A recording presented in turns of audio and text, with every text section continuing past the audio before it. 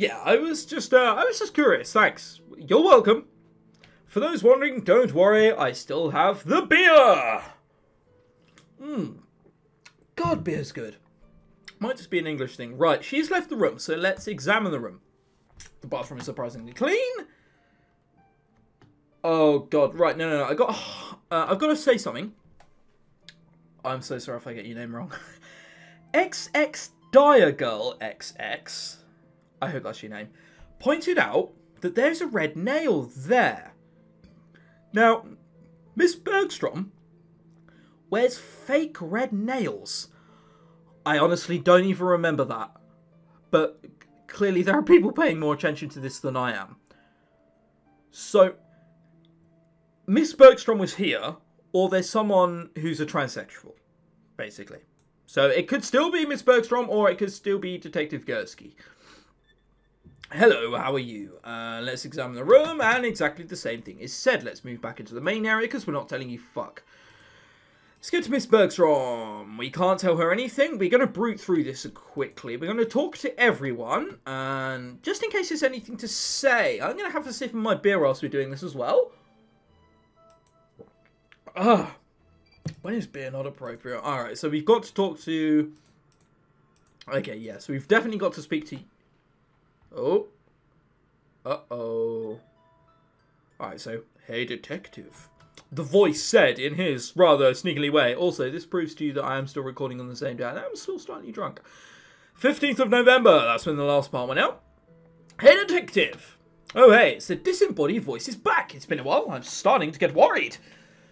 I'm afraid I don't have much more I can offer you. You're in the inside, so you have all the keys. No.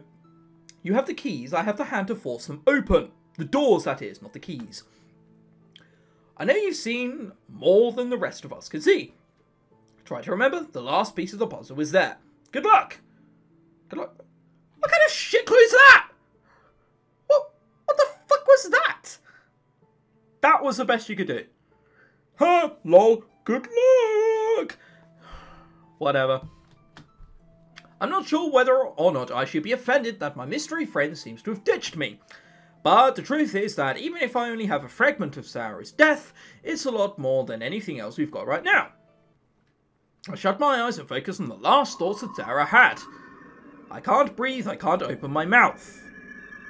I feel like this is going to be a bad time for the guy. There's something on my face. There's something stopping me from breathing. Oh, I hope I didn't die in some sort of sex party. Oh my god. Oh, I'm definitely worrying about it being a sex party now. Is it a gag? No, it's actually holding my mouth shut. It's tape. It's definitely a sex party. I can smell it. The flower scent of the bathroom is strong, but it smells like duct tape. I twist my hands, but they're also taped together. And there's someone here with me. Someone holding me down while I'm struggling. I can feel the fingernails digging deep into my skin. One of them bends as it digs me into me. I twist around and I can feel it snap against my skin. That's it. That's the missing piece. Wait, what's the missing piece? Oh, what's this upbeat music suddenly? I'm not in sort of like downtown LA, am I? No, okay, I'm not in racist Egypt, am I? Huh. I rush to the bathroom and quickly look into the trash can. Sure enough, there it is, stuck to the pile of duct tape. I thought it was a bit of red paint. It's actually a broken fingernail. The smudge next to it must be blood. Thank you to Die Girl. I have my proof. I know who the killer is. I need to speak to Detective Gursky. Right, let's save this before this goes horribly, horribly, horribly wrong. Oh my god. You can't go accusing people of that, unfortunately. I head back into the hallway, but he's nowhere to be found. I can hear his voice. I find Detective Gursky in the main area taking down everyone's contact information. He's about to let everyone go. Oh god. Detective. Well, hey. I'm just getting everyone's numbers so we can call you later on. No need for that, I figured it out. Really? How? Really? All the eyes in the room are suddenly focused on me. What? You mean you know who the killer is? Apparently fucking so. You figured it out? Well, I've figured out the major bits at least. Well, you're going to need to fill in the gaps before you try to sell this as an absolute truth, but I'm willing to listen. Oh, this better not be fucking stupid. Let's go over what we know, starting with the timeline. You arrived around noon, so you were here before everybody else. Yes, I was. Right? Of the rest of the people here, who arrived at the coffee shop first? Oh, God, this is a bad idea. Kizuki was here before Chance. We know that. Sarah was killed before 2 or 240, considering my thing is going to be strong. And Miss Bergstrom as well came in later. Oh, this is not a good time to be had whilst I'm pissed. More beer will make it fine, I'm sure. You arrived before. You arrived after Kizuki, and you arrived far later on. So, Sarah. Alright. Let's make a rule. Right now. You guys, one of you must have played Jisei before. Okay? So, once I get this wrong, which I will, let's face it, we all know I'm gonna get it wrong. Fill me in with the details in the comments. And I'll go back and do it properly. And that way you can see the, like, a true-ish ending. I'm not sure if I want to play the true-ish ending. I mean, like, the link to buy this game is in the description below. I'd love it if, you know, a few of you bought it. Just because, you know, I'm playing. It looks like a cool game. The art deserves to be fucking commended for that alone. Alright, let's just say it is Sarah. Because she'd have had to been dragged in here before. Is the victim Sarah? That can't be. I remember seeing her come in, so I had to be here before her. I saw her come in too. That's right, I forgot. In that case... Oh, God. Well, at least they give us some sort of safety net. Kizuki was the first person to come in. It was Kizuki. Didn't Chance say she saw Kizuki come in? It could be the first... Oh. They're not gonna believe me. Right, I know who the killer is. The first person to come in was Sarah. No, it wasn't. Well, it was Kizuki. But, mate, no, it wasn't. Well, it was Chance. Oh, my God. Beer will make this pain go away. It was Chance. You came in around 2 o'clock to work, right? Sure did. So, she said at some point that Sarah be... What the fuck when I know? Alright, who came in after her? Kizuki. It was Kizuki. He even saw Chance cleaning all the espresso machines after she argued with the manager, who happens to be her dad. That's right, the manager sounded pretty angry with her. He said she messes up like this too often. Heh. Oops. Oh my God. Right, we're going to include... the only problem is Detective Gursky in all of this. He's like the butler. He's like the twist who isn't a twist. Alright. Alright, and after Kizuki, who came in? It was the victim, Sarah. Victim Sarah? Chance and Kizuki both saw her come in, as we know. But after that, but sometime before 2:40, Sarah was murdered. Then Miss Bergstrom came in and found you with the body. Yeah. Then all this yelling and accusing, and all that other stuff, which Miss Bergstrom wrongfully accused me so, and I was hurt. No one picking up on that? Okay. So, how was the victim killed? Suffocated. Died of natural causes? Yeah, she died of AIDS and then was stuck in a bathroom and stabbed in the neck by a homophobe. That almost definitely didn't happen. Oh. We're coming to a climax. I just don't think I'm going to get it right. This is also weird, right? You're hearing my normal voice now. This is my normal voice, okay? I'm Southern. I'm kind of a mix between Southern and quite posh in England. So, the test is always to say loathsome. And depending on how posh they say that, that's how posh someone is. And this is the voice I normally commentate in. And that's weird, you know, after hearing the two side to side. Oh, well, what would I know? We know she was suffocated. She was suffocated. With what? Duct tape. The culprit used it to bind her as well to seal her mouth and nose. After she died, the killer removed all the duct tape and threw away in the men's room. That makes sense, but what about the knife? Someone else put it there. It was meant to incriminate Chance. It was meant to incriminate Chance wouldn't be a vague answer, and if there's anything I've learned from visual novels, it's never to give a vague answer.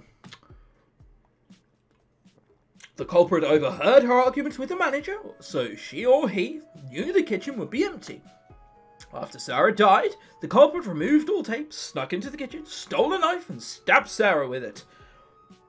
So, who do you think the culprit is? Oh, God. What a horrible, horrible, horrible fucking... Alright. Oh, God. Alright, we'll save this on a second slot as well, just in case. I learnt with fucking Area X not to do that. Area X? X note, even. I'm going to include Miss Bergstrom. I think logically the answer would probably be someone like Detective Gursky, just because it would be the equivalent to the butler killing someone. You know, anyone who's watched any sort of detective murder thing would know what I'm saying with, oh, the butler did it, lol. But my first hunch was Miss Bergstrom. And they also say, always stick with your first hunch. So we're going to say Miss Bergstrom, and she'll be taken away. It was Miss Bergstrom. Are you sure about that?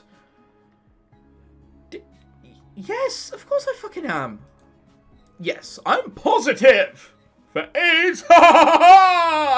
No, let's get serious. What? That makes no sense. Why would I do something like that?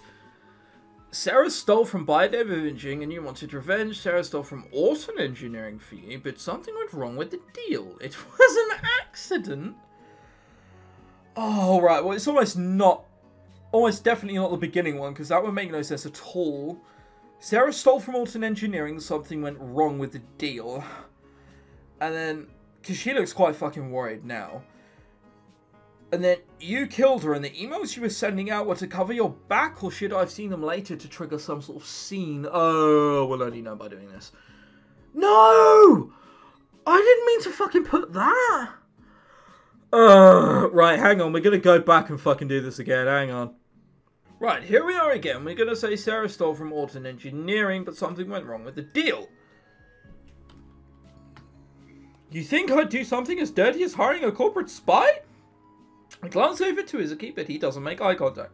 Well, let's put it this way. I have a testimony that Sarah did, in fact, steal information from Orton Engineering. And considering the situation, I believe that she came here to deliver that information. The USB drive that held that information is nowhere to be found, which leads me to believe that whoever she was supposed to meet with did meet up with her. And then killed her because she's a spy and it's probably not Miss Bergstrom. Oh, God. Oh, that could have not gone more wrong if it tried. I've seen spy movies and this is what happens. Alright. Biodev Imaging is still a new face in the Live Cell marketplace. Live Cell? What the fuck? Live Cell marketplace. I'm sure a little kickstart from the competition's research files couldn't hurt. You're the only person here with ties with Biodev. Do you wish to deny asking Sarah to steal information from you? In case you forgot, I was the last person in. Sarah was already dead by the time I got in here. Yes! I like that answer and I like it a lot because I have an explanation for that which will hopefully be done by some sort of choice. If it's not, well, I'm probably fucked. Yes, I like that. Yes, but that wasn't your first time here today. You came here before Chance arrived. Beer! Ah. You come here often that you know when her shift starts. So you came here before she did, then she wouldn't see you. You hid in the bathroom to wait for Sarah. When you heard Sarah, what's Sarah? Chance and her manager arguing. You suddenly got the idea to frame Chance. You knew the manager and Chance would both be out of the kitchen, so it was a golden opportunity to plant evidence that only Chance should have access to. You killed Sarah as planned, then removed all the duct tape, planted the knife, and escaped through the door in the men's room. That sounds like a solid theory, but then why did she bother to come back? Isn't it more incriminating for her to return? That's been bothering me for a long time, but I thought about it and I finally understand why she came back. Your false nails. What? Thank you, Diagull. Thank you so much. Only person to mention that there was a fake nail in the bin. I found one in the bathroom already, stuck to that huge pile of duct tape that you used to kill Sarah. She fought hard when you restrained her, and your nail broke off in the struggle. Unfortunately, you didn't notice until after you had escaped. You replaced it with a new one, but then you noticed that you were bleeding. The police would now have your DNA as proof that you were the murderer. Oh, mind blown! Oh, all sort of grenades coming out of my head right now. With Sarah's line of work and recent job, they were bound to consider you as a suspect at some point in time. You knew you had to get rid of it immediately. You couldn't return through the emergency exit, so you had to take a chance and come in from the front. That sounds like a sexual innuendo, if ever there was one. Unfortunately, when you came back, I had already discovered the body, so you decided to frame me instead. Jennifer stands in shock for a few seconds. With a sudden burst of energy, she pushes me aside and races for the door. Wait! Kazuki races after her and grabs her by the wrist. Let go of me! Ah! She spins around and slaps him in the face. He winces and stumbles back a few steps. This is supposed to be a fucking, spy. A slap to the face, and he was like, ah! Are you alright? I'm fine. Is it a girl? Wait. That looks like a girl. That does not look like a guy. That might just be my paranoia, however. Miss Bergstrom is already heading down towards the front door, but Detective Gursky steps in her path. That's enough! She skids to a halt and desperately searches the room for another exit, but I'm already blocking her passage to the hallway. She sighs and shakes her head resignedly. I'm such a fool. Running is the biggest proof of guilt. No, I suppose I should have seen this coming. Fine, I confess, it's just as you said. She pulls up her sleeve and unstraps the watch around her wrist. This is the USB drive. Everything on it belongs to Wharton Engineering. I got it right. I got it right. What? How the fuck did I get it right? I never get it right. I normally need you guys to help me on in case I steer too vaguely off on one path. How the fuck did I do that? Well, that makes sense why none of you were telling me what to do. It's because I was already on the right path. Fucking hell. Why did you even do it in the first place? That greedy woman came to me today saying that someone else had offered her even more money for the information that I hired to steal. She said that I'd have to pay a much higher price if I was still interested and that I should meet her here to make the exchange. People like her are the reason why the world is hurting so much. Because of her greed, dying people are being denied the care they need. So she was doing it for noble causes, to be fair to her. But unfortunately did kill a person. So the greater good, unfortunately, in this case is fuck all. She got what she deserved. Wow, ouch. How do you say that? What? You have no right to deserve who deserves to live or who deserves to die. You spoke so fondly of saving lives and doing good in this world, but you were so quick to shed the blood of another. You said to the greater good, but it was really just for yourself, wasn't it? I just thought that... Her voice trails off. I opened my eyes slowly, struggling to maintain composure. I knew you thought you were doing the right thing, but there is nothing in this world that will make the weight of killing someone go away. You're going to spend the rest of your life with that burden, desperately trying to find a way to make the guilt disappear. I'm sorry. Outside the window, a police car with flashing lights pulls up. Wow! So Detective Gursky is actually a policeman? Well, we haven't actually figured that out yet, have we? Detective Gursky pulls out a pair of handcuffs and snaps them gently on Miss Bergstrom's wrists before leading her outside. I sink down into a chair and lean back. I feel so drained. I wish I could just go to sleep and not wake up for at least a year. Kizuki? Yeah, well, no, I mean, actually my name is Naoki. This is not the time to be saying this. Naoki, huh? You look different.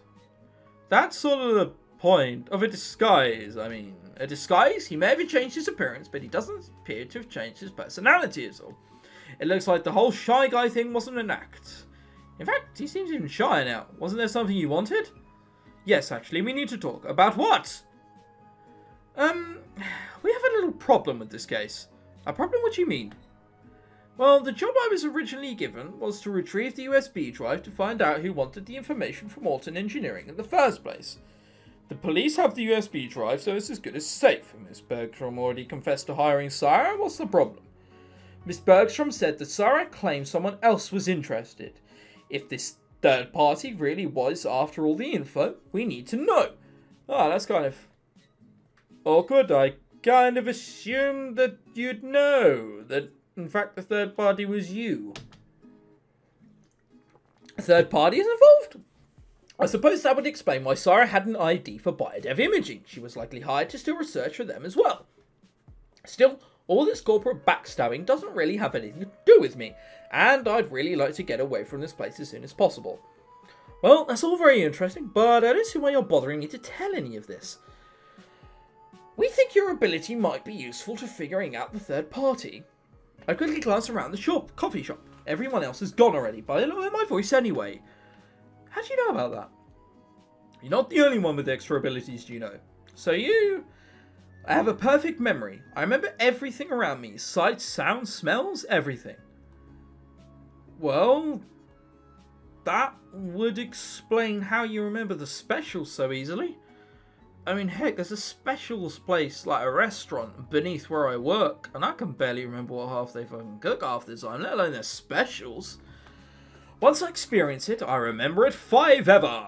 So earlier, when you asked about what this place sells to see if you were really a regular customer here, I lied. I've never been to this coffee shop before in my life. Bastard. I can recite the entire menu for you if you want. That won't be necessary. I suppose I should have been suspicious when you answered so specifically. A normal customer would say something like $1 or $2 rather than give an exact price. It's really useful for missions when I have to follow and observe. I suppose I have to thank you for the voice in my head giving you information as well. He doesn't know about that. Actually, that was my boss. Your boss? So, you're the one who is leaking information about me? I can't believe I've got the true ending first time. That never happens. All that time chatting online, you were telling your boss what I was up to? Guilty as charged. Oh, you bastard. But it really would be a good thing if you could work with us. Would it be okay with you? I don't know. I'd really rather have as little to do with this as possible. And honestly, I don't know why your boss thinks you need my help anyway. You've got it all wrong, detective. Aki! At the entrance of the cafe stands a figure stunningly similar to Nyaki. Really? In what way? They both have big eyes and a small nose? Alright then. A young girl trails at her side, peering cautiously into the cafe at me. Okay, am I to assume you're the boss of Naoki speaks of? So all this time, Kizuki was a girl. And I was supposed to know that. I thought the twist was that Naoki was a girl and Kazuki was a boy. What the fuck went on there? Guilty as charged. Oh, bastard. She smirks as she looks over me, sizing me up. It would really mean a lot if you agree to work with us. But, just so you're clear, we don't need your help. You need ours. That's not a good thing to say, and that's definitely not a good thing to leave that on. Oh dear lord, well that's the end of the game. That was Jisei by Sake Visual. They do have a sequel which is Kansei, which before I get a million comments asking, will I be playing? Yes, I will be playing. It's installed on my computer as I speak. Before I say anything, however, big shout out to Sake Visual, at Sake Visual on Twitter. This was a good game. This was a very good game. In fact, it's a very good visual novel just by itself. Imagine if this got into Steam. Shit would be epic. I'm not going to go through the music room, the production sketches, the epilogue or the director's note. The link to buy the game will be in the description below. If you want to see anything about the epilogue or anything that's happened afterwards, well, you can buy the game and find out for yourself. I really think that as an indie developer, they would need all that money. Because let's face it, that's what's important here. My name's been ChrisTenarium. Thank you very much for watching. And goodbye.